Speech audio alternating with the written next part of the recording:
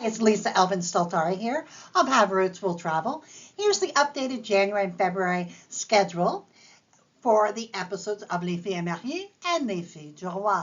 First up, we're starting on January 18th, Les Filles Mariées, episode 109, Mathilde Poisson, who many of you might know. She is the sister to Barbe Poisson, who we featured in episode 108.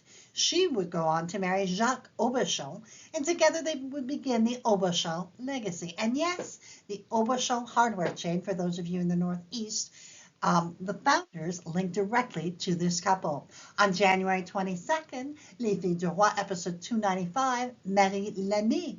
Now, we don't know much about her origins, but we do know that she would meet and marry her soldier husband, François Chevril d'Illalim, and together they would establish a home at Saint-Ours.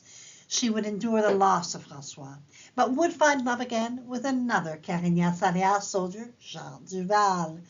On January 25th, we meet Marie Simon, a fille mariée who is such a brave soul. She would come very early to Quebec, endure tragedy, and somehow would leave us with a legacy of 213 descendants as of 1729. On January 29th, Les Filles du Roi, episode 296, we meet Marie Prévost, who is from Orléans in France. She would go on to marry François Bruneau, and together they would establish themselves at Ange-Gardien.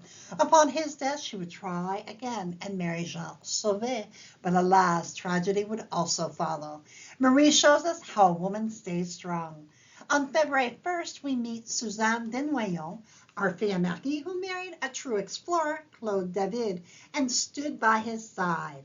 On February 5th, Les Filles du Roi, episode 297, Marguerite Maréchal is next. She comes to New France as a 33-year-old single woman. She marries a man and settles on Ile d'Orléans, but life doesn't always work out. Her life is a study in a woman who is not afraid of standing up for herself.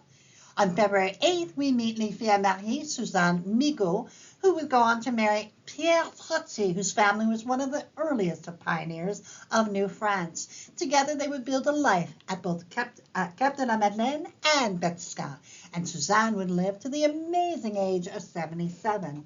And finally, on February 12th, Jeanne Rimbaud would marry Etienne Rimbaud, the first same-name marriage I have done. Theirs is a love story that contributes to the earliest beginnings at Fort Chambly. And there you have the schedule for all 8 upcoming episodes. I hope you enjoy, and until the next time, au revoir.